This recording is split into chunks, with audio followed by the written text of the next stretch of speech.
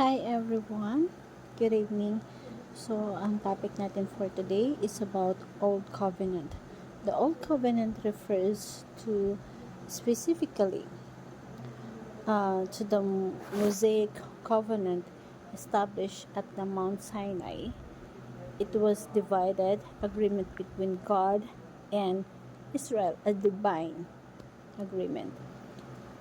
Its purpose was to restrain sin and govern the God's people, and ultimately point to the coming Messiah.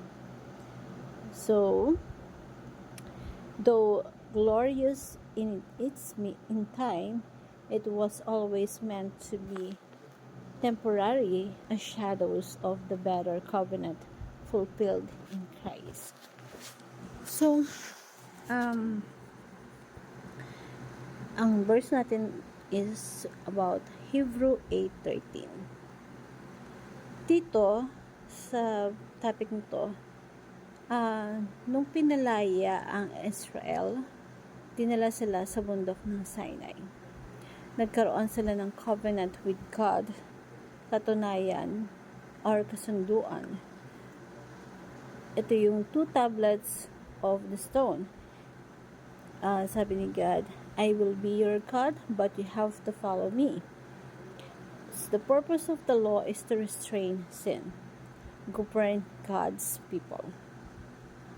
So, here sabi sa Hebrew 8:13, by calling this covenant new, He has made the first one obsolete, and what is obsolete and outdated will soon disappear. Tinutukoy nito yung kasi ang Bible, meron tayong Old Testament and New Testament. So, sa Old Testament, sa bayan ng Israel, nakaabot talaga sila that time sa Old Testament lang. So, yung Hudyo is hanggang dun lang talaga sila. The first one obsolete, di ba? At dito ay winasak at pinangako ng Diyos na wawasakin ang Old Covenant. Para ito yung kasunduan ng tao at ang Diyos sa Old Covenant na o purpose nito is para ma-restrain ulit yung tao, yung people of God. Ano ang makikita mo? Sabi nga, di ba? Example, kapag tumingin tayo sa salamin. Ano yung nakikita natin kapag tumingin tayo sa salamin? Pag tumingin tayo sa salamin, so makikita natin yung sarili natin kung sino tayo. At yung Old Covenant it tells us who we really are. So sabi nga dito sa Romans 7 verse 7, what then shall we say, that the law is sin? By no means. Yes, it is had not been for the law, I would not have known sin, for I would not have known what is to covet, is law had not said, you shall not covet. It reflects our sin. Sa pamamagitan ng kautusan, nakikita natin kung sino tayo. Makikita natin yung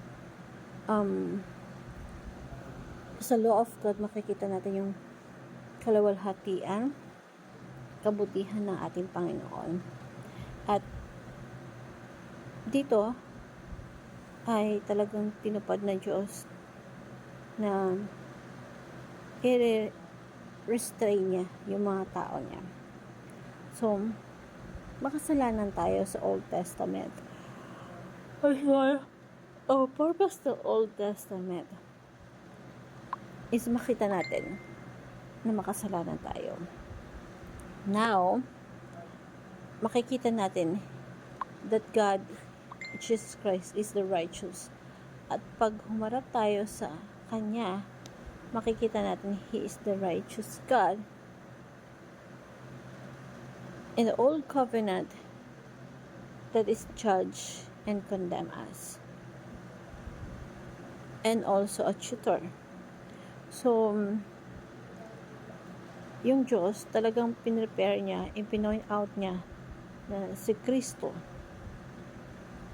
Sapagkat kay Kristo may kapatawaran ng mga kasalanan at may biyaya at may awa. So, go to Jesus Christ. You will receive grace and salvation. All the blessings of heaven, we need Jesus Christ in our life. Ito talaga yung gustong iparating sa atin ng verse na to, na sa bagong tipan, sa New Testament, talagang sinasabi dito na binuo ito para makita natin that we need Jesus Christ in our life. And we have to back to our Father. So let's reflect gaano katindi yung kasalanan natin na nagawa. Then, yung law, yung Old Testament kasi is a weight of sin na walang hanggan. Kapag may pagkakasala tayo sa ating buhay, ito yung pagkahiwalay sa ating Panginoon ng walang hanggan. That is the cause of our sin. So, that's why Jesus Christ is